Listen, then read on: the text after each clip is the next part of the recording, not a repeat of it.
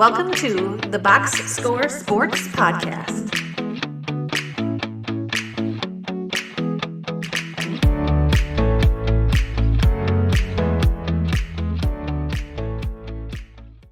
Welcome back, everybody, to the Box Score Sports YouTube channel. I'm your host, Ryan. On this clip, me and Clint are just going to quickly discuss the LaMelo Ball trade to the Minnesota Timberwolves.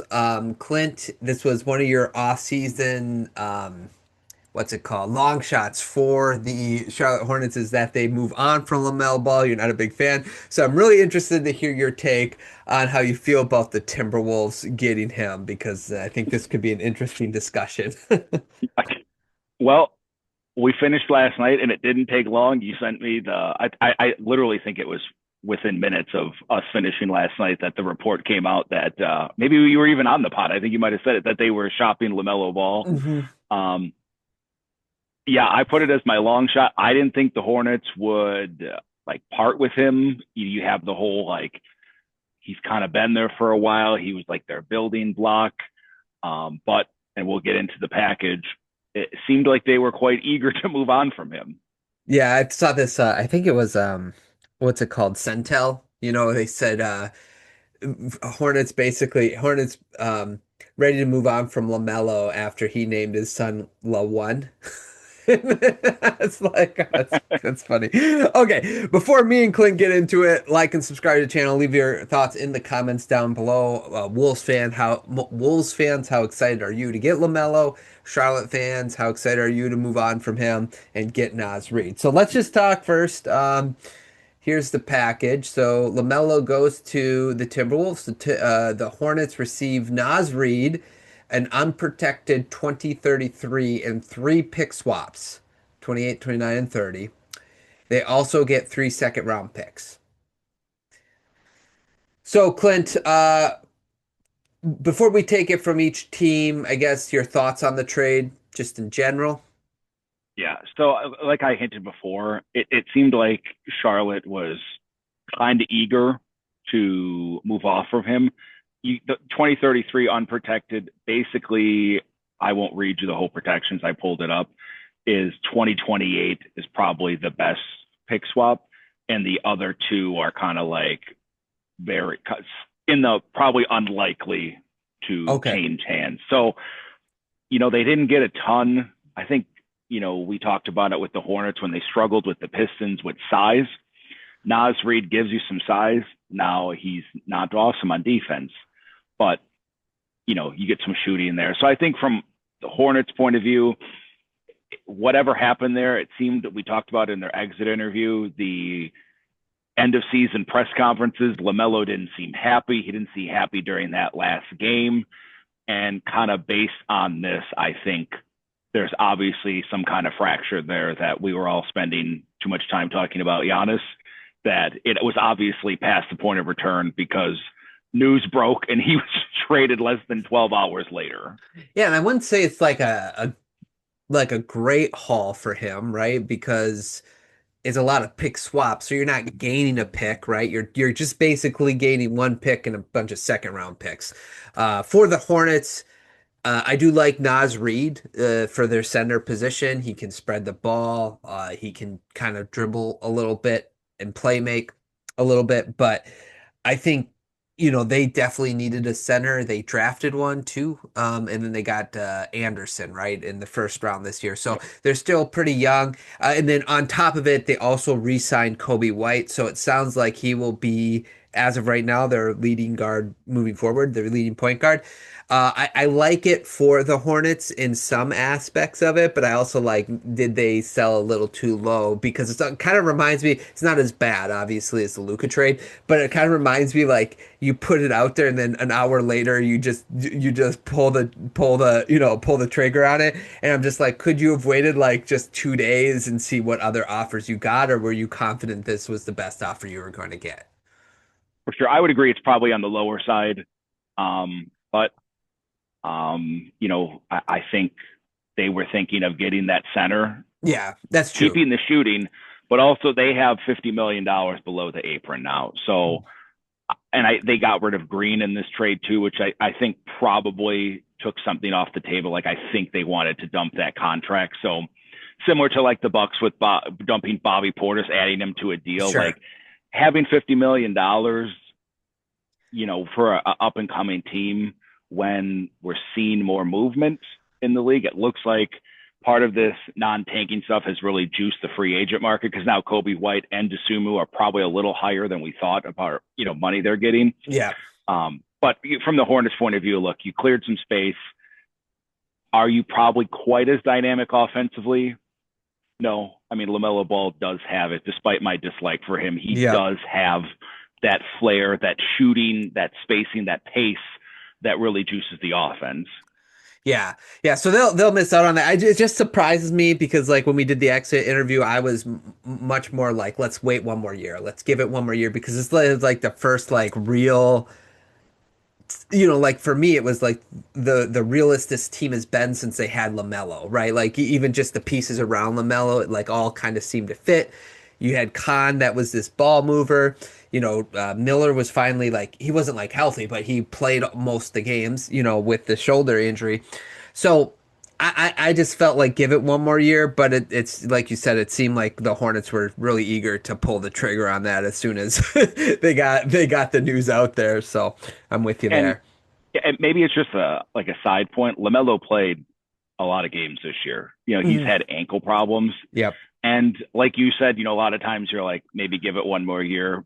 But if next year he gets hurt again and he only plays 40 games, like then what do we have as far as moving something? So maybe there's something in his, physical, his doctor reports or whatever that kind of like tamp this down. But for the Hornets, there's obviously, and maybe the articles will come out now in the next couple of days about how bad it got or whatever. But you're right. They seemed eager. Yeah. Yeah. Well, you were right about that, I would say. Okay. Let's look at anything else on the Hornets side before we move on the Wolves.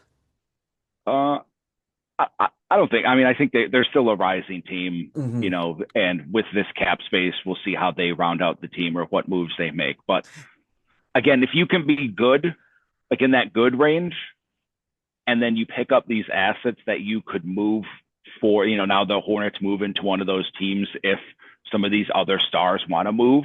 Like Anthony Edwards. We got some picks and we got some cap space to do this. Maybe they're thinking that way too. Yeah, no doubt. They do get a 40. Do they get a 40? Did I read that right? They got a 40 million trade exception or? Yep, they can make. Okay. Yeah, they can structure this so they end up with like a $40 million trade exception. So, now, can you add? Can you add players to trade exceptions? Like if you're doing a trade for a player? So I think you can be part of a trade. So like the Giannis trade, like it's basically Bobby Portis into the trade exception and then Giannis for the players. So you can structure it that way, but you can't be like, you only use 20 million plus 20, right. But you can put it in part of a deal. Well, I just saw that the Brown, with Jaylen Brown being available, I thought there was some interest there. And I'm like, well, you kind of have to match salaries, right? Or no, they could take on because they have extra, right? Cap room. Yep. So they could take on the extra salary. I think there's like a 17 million difference between Brown and the trade exception. So, okay. Let's talk about the Wolves side of this. The Wolves were desperate to get somebody alongside of Anthony Edwards. And with all the moving pieces, they got probably just the way LaMelo plays, his burst, his speed. He's like when you saw against the Spurs how Anthony Edwards was constantly doubled. I think LaMelo's going to relieve some of that. What's your thoughts other than maybe the offensive side that LaMelo is going to bring to that team, the playmaking, the shooting? What else do you think that Wolves are getting or, even could be concerned about? Yeah, I think one of the big things is pace also. Edwards is one of those guys. A lot of the stars are like, they kind of play slower because they do so much.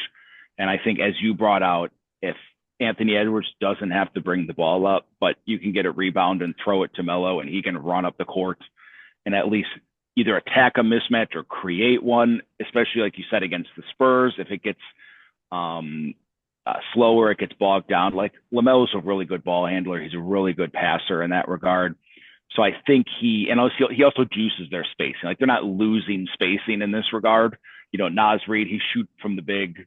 Now you got a point guard that's more dynamic and can shoot. So I think the main benefit of this is offensively and giving Anthony Edwards, especially when you get to big slow down games where he doesn't just get wore down by having to bring it up, face a press, beat a double team, and then get a shot off. Yeah, no, I agree with that. And so their starting lineup's going to look like, well, it could look like, I guess, LaMelo, AO, Edwards, um, McDaniels, and Rudy. So even with I think most of those players other than Rudy can play a little bit more up tempo. But Rudy's going to be there for defense. I wonder what they'll do for backup center. That'll be interesting to see what they do to fit the pieces. Go with some of the negatives. So about LaMelo, as far as like what the Wolves should probably be a little bit worried about. Yeah.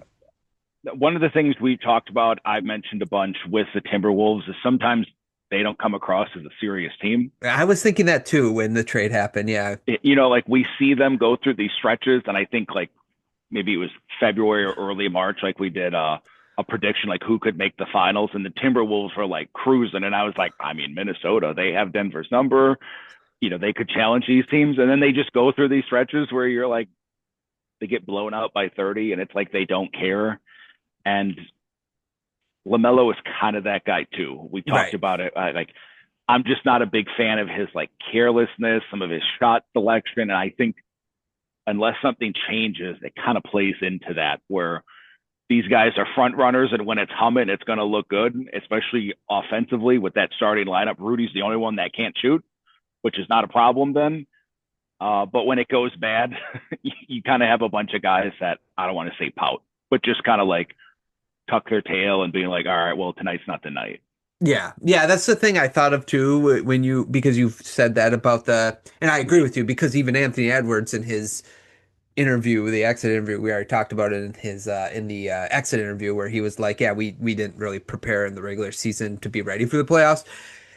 So I guess it just can they change that culture? I don't know, but adding LaMelo is going to be like, that's not a great start to it. And I love Melo, like as far as like watching him, I want to be very clear. I love Melo. I think this is like a good risk because you have to try to keep Edwards, but there is a downside to it. And then the other part of it is his defense.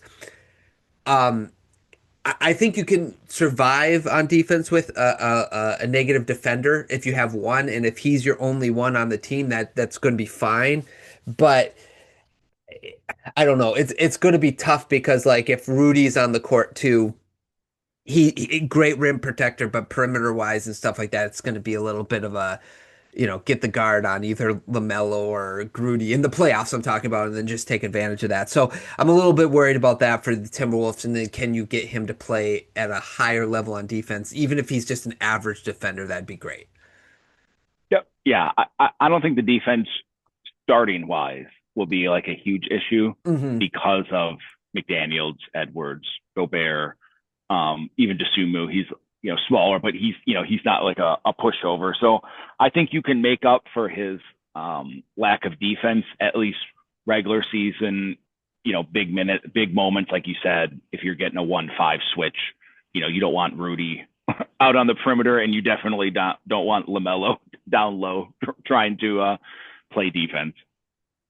Yeah, exactly. Okay, anything else on the trade for the Timberwolves or the Hornets? I joked about it before online. Detroit Pistons, heck, even if you're the Bucks with these extra picks, yeah, get ready for trade deadline 2028, because I don't think this is going to work. You guys all know who. I'm not a LaMelo guy at all. I get what the Timberwolves are doing. You got to take shots, but your shot was Rudy Gobert, is now LaMelo Ball. You're pretty much out the door with assets. And if this doesn't work this year or next year, you're kind of backed into a corner. So I think this, and again, in the West, tough conference.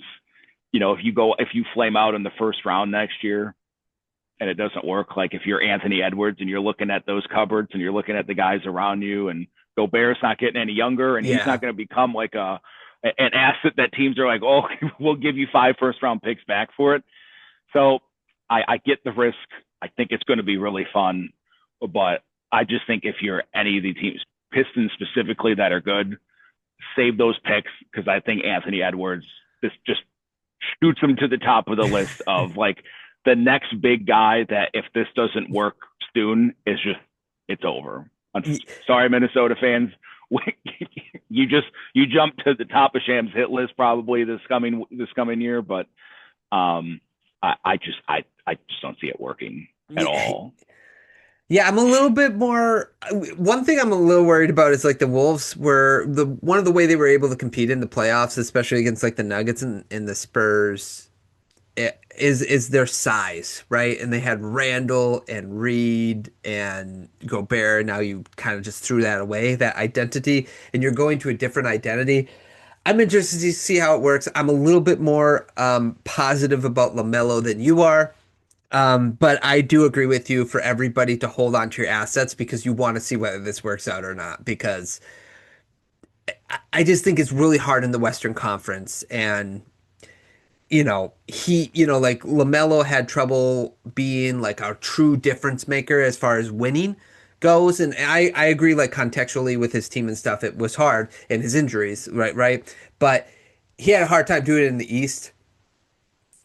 In the West, is it going to be any easier? No. So I'm kind of interested to see this, but this could be definitely, like you said, this could be like the plane just crashing. But I'm kind of, for Minnesota fans' sake, I hope it works out.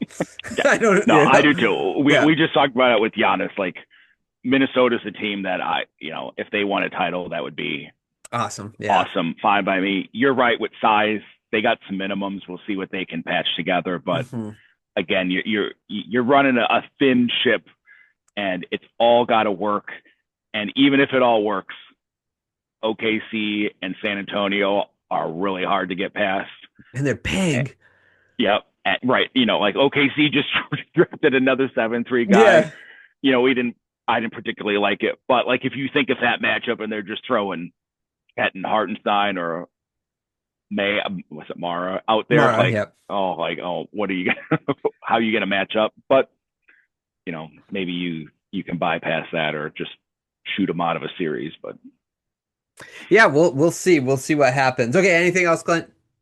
I don't think so. Okay, stay tuned. No. Yeah, stay tuned. Yeah, like I've been looking at my phone all day because I'm like, man, there's probably another big trade, and I got stuff to get ready for too. So I gotta put my phone aside for a little bit. But anyway, thanks everybody for listening. I hope you guys enjoyed.